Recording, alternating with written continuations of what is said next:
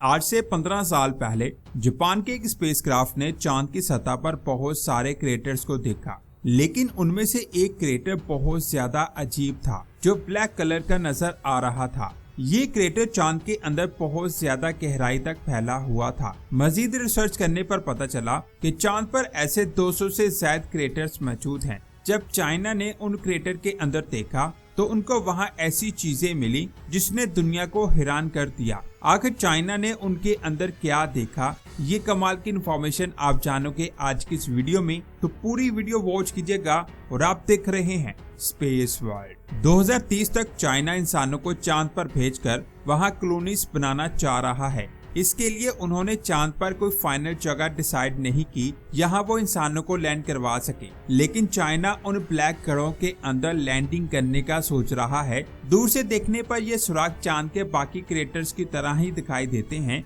लेकिन अंदर से वो बहुत ज्यादा मुख्तलिफ हैं। साइंसदानों के मुताबिक ये गड्ढे नहीं हैं बल्कि टनल्स हैं जो चांद की जमीन के अंदर तक फैली हुई हैं। साइंसदानों का कहना है कि अरबों साल पहले चांद पर लावा बह रहा था, तो ये लावा अपना रास्ता बनाते हुए चांद की जमीन के अंदर तक गया। जब ये लावा खुश्क हुआ तो जमीन के अंदर बने हुए रास्ते टनल्स बन के, जिनको लावा ट्यूब्स कहा जा रहा है। जमीन पर हवाई और आइसलैंड में ऐसी ही लावा ट्यूब्स को देखा जा सकता है। आप ये जानकर हैरान हो जाएंगे कि वक्त के साथ साथ इन लावा ट्यूब्स के हिस्सों का ऊपर वाला हिस्सा गिर गया, जो आज हमें ब्लैक सुराख की तरह नजर आ रहा है, लेकिन टनल का बाकी हिस्सा अभी भी बिल्कुल ठीक है। साइंसदानों के मुताबिक ये सुराख दरवाजे की तरह काम करते हैं जो हमें चांद की जमीन के अंदर तक लेकर जा सकते हैं। अब सोचने वाली बात यह है कि साइंसदान को कैसे पता चला कि इन काले सुराखों के नीचे टनल्स मौजूद हैं। साइंसदानों ने चांद की सतह को स्कैन करके इसका एक 3D मैप बनाया। हाई रेजोल्यूशन इमेज में साइंसदानों ने देखा कि कुछ घरों के नीचे टनल्स के रास्ते बने हुए हैं। इन टनल्स को कंफर्म करने के लिए नासा ने ग्रेविटेशनल फील्ड मैप का इस्तेमाल करके उन एरियाज को आइडेंटिफाई किया। यहाँ मास कम था,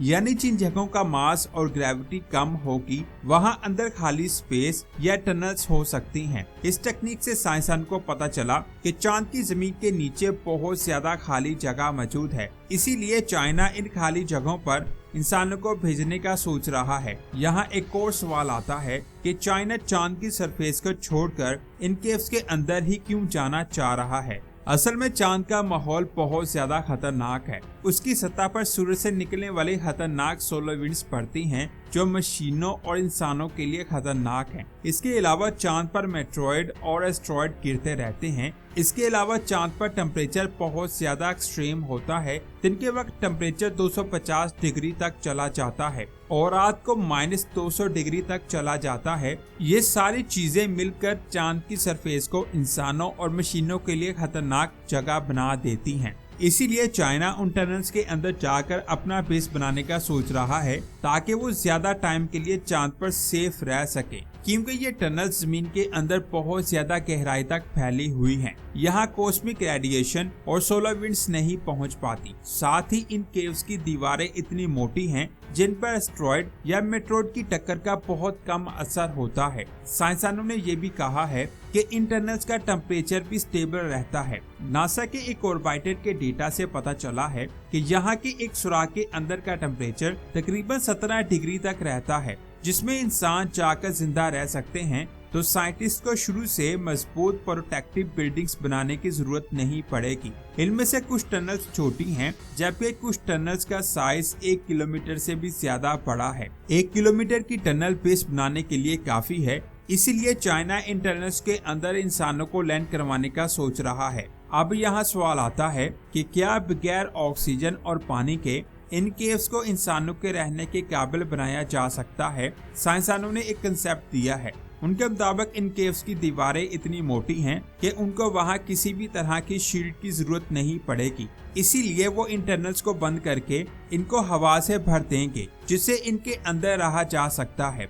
इसके अलावा इन टनल्स के अंदर का टेम्परेचर काफी स्टेबल हो सकता है, इसीलिए वहां हाइड्रोपोनिक सिस्टम या दूसरी एडवांस फार्मिंग टेक्निक्स लगाकर एस्ट्रोनॉट्स के लिए खाना उगाया जा सकता है। इससे ना तो बार बार जमीन से सप्लाई मंगवाई जाएगी और चांद पर ज्यादा देर के लिए रहा जा सकता है। लेकिन अभी साइंसदान ये नहीं कह सकते कि उन केव्स के अंदर क्या है। इसीलिए वहाँ ह्यूमन बेस बनाने के लिए उन केव्स को पहले एक्सप्लोर करना होगा और देखना होगा कि वो टनल्स अंदर से सेफ हैं या नहीं। और ये काम आसान नहीं है, लेकिन चांद पर उन केव्स के अंदर जाना बहुत ज्यादा रिस्की होगा। तो फिर साइंसदान उन केव्स को कैसे स्टडी करेंगे? ऐसे खतरनाक एनवायरनमेंट वाली प्लेसेस को स्टडी करने के लिए साइंसदान कटिंग एज टेक्नोलॉजी बना रहे हैं। मिसाल के तौर पर नासा की jet propulsion laboratory DuAxel rover पर काम कर रही है। इस चीज को मुश्किल गढ़ों को एक्सप्लोर करने के लिए बनाया जा रहा है। ये रोवर गड्ढे के अंदर जाकर 2 हिस्सों में डिवाइड हो जाता है ताकि उस गड्ढे को अच्छे से स्टडी किया जा सके। इस रोवर का एक हिस्सा ऊपर एंकर की तरफ रहता है ताकि रोवर स्टेबल रहे और गिर ना जाए, जबकि दूसरा हिस्सा नीचे की तरफ उतरता है। इस तरीके से रोवर सरफेस से कनेक्ट रहता है। इस यूनिवर्सिटी की टीम ने एक रिपोर्ट डेवलप किया है जो टनल्स में रोल कर सकता है और टाइट जगहों से आसानी से गुजर सकता है। 3D मैप से साइंसदानों को टनल के साइज और शेप का क्लियर व्यू मिलेगा। लेकिन इससे भी एडवांस रोवर स्विट्जरलैंड में मौजूद साइंसदानों की एक टीम ने तैयार किया है। इसी रिपोर्ट को 0G कंडीशन में टेस्ट किया गया है और इसे क्रेटर्स के अंदर जाने के लिए बनाया गया है। इसकी खास बात यह है कि इसमें नॉर्मल व्हील्स नहीं है, इसमें स्पेस हॉपर्स नामी टेक्नोलॉजी का इस्तेमाल किया गया है, जिससे रोबोट लो ग्रेविटी में बाउंस करके मुश्किल रास्ते को पार कर सकता है। इस रोबोट की टीम ने ये दिखाया है कि ये वेटलेस माहौल में भी आसानी से मूव कर सकता है। यहाँ आम रोवर्स को चलने में भी मुश्किल होती है। इस रोबोट की खास बात यह है कि ये गहरे गड्ढों और टनल्स के अंदर होप करके जा सकता है, वहां से तस्वीरें और डेटा कलेक्ट करता है और फिर वापस सरफेस पर आ सकता है।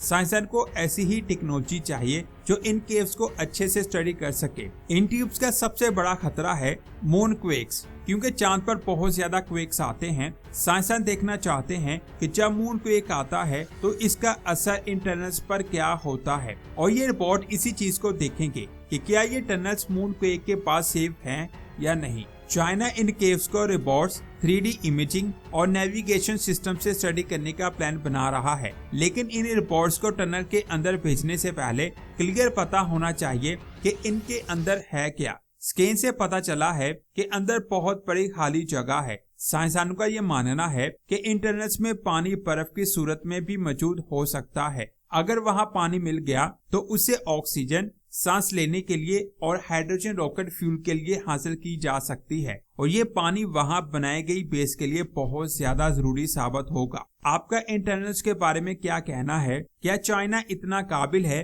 कि वो उनके अंदर ह्यूमन बेस बना ले? कमेंट्स करके जरूर बताइएगा। अगर आज की वीडियो आपको अच्छी लगी है तो इसे लाइक और शेयर लाजमी करें और हमारे चैनल को सब्सक्राइब करके बेल आइकन को प्रेस करें। मिलते हैं एक और शानदार वीडियो में। अपना बहुत सारा ख्याल रखें। अल्लाह हाफिज।